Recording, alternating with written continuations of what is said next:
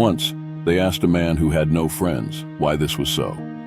He replied, "Friendship is like a rare diamond, often hard to find and easily imitated. If you make a mistake once, then twice, and even a third time, one day you may believe that real diamonds don't exist anywhere, that they are all just fakes." Another person added, "A friend is someone to be valued and appreciated. Sadly, in life, we rarely find friends we can truly appreciate." Haruki Murakami, in his book Touch the Blues, talks about it too. Through his characters, he asks, "Do you like being alone?" She rested her chin in her hands. "Travel alone, eat alone, sit alone in the classroom away from others." "I don't like being alone," I said. "I just avoid unnecessary acquaintances. I don't want people to disappoint me." There's a beautiful and sad story about a tree that everyone should know, whether you have friends or not. A boy was friends with a tree in the forest. He used to visit it often, swinging from its branches, eating the apples it gave him, making crowns from its leaves, and pretending he was a forest king. But as time went by, the boy grew up and visited his friend, the tree, less and less. He had new friends and interests, but sometimes he still came to see the tree. One day, when he returned, the tree noticed the boy was very sad. "What's wrong, my friend?" asked the tree, looking into his eyes. "Why don't you play with me anymore? Why don't you swing from my branches? Why don't you pretend to be a king?" "A king needs money, and I don't have any," replied the boy reluctantly. "You don't have any money either. But I have a solution. Pick my apples and sell them. Then you'll have money, and you can be your old, kind, and cheerful self again." The boy picked the apples and sold them, but never came back to the tree. The tree waited for a long time, looking at the path the boy used to take. One day, the boy returned and complained about life. "Why did it take you so long to come back?" the tree asked.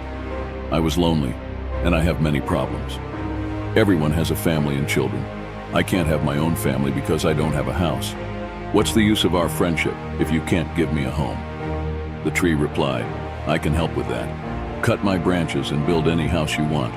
You'll learn to be happy again and be your old, kind, and cheerful self."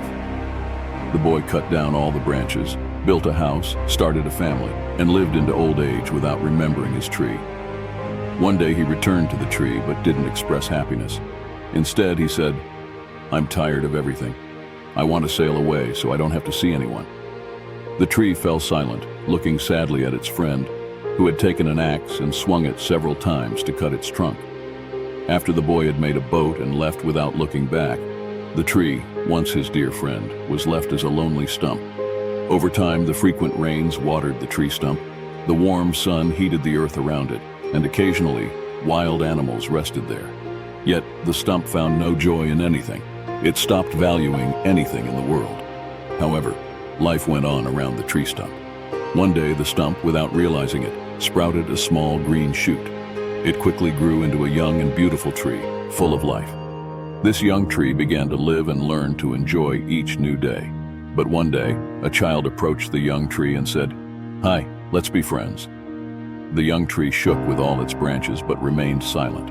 It no longer believed in true friendships. Inside every cynical person, there's a disappointed idealist. Who knows?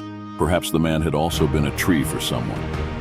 In the diaries of the vampire Damon Salvatore, he says, "The hardest thing is to forget the people who only brought pain and disappointment." But there's an objection. The hardest thing is to forget friends like that. So, if you know someone with no friends, don't rush to judge them. It doesn't always mean they are bad. Maybe they were once like that tree for someone and have simply stopped believing in honest, selfless friendship. It's very sad, isn't it, my friend? Not having a friend suggests that a person has many reasons not to trust others. Thank you for joining us in Path of Wisdom. Your journey with us has just begun. Stay blessed, and until next time.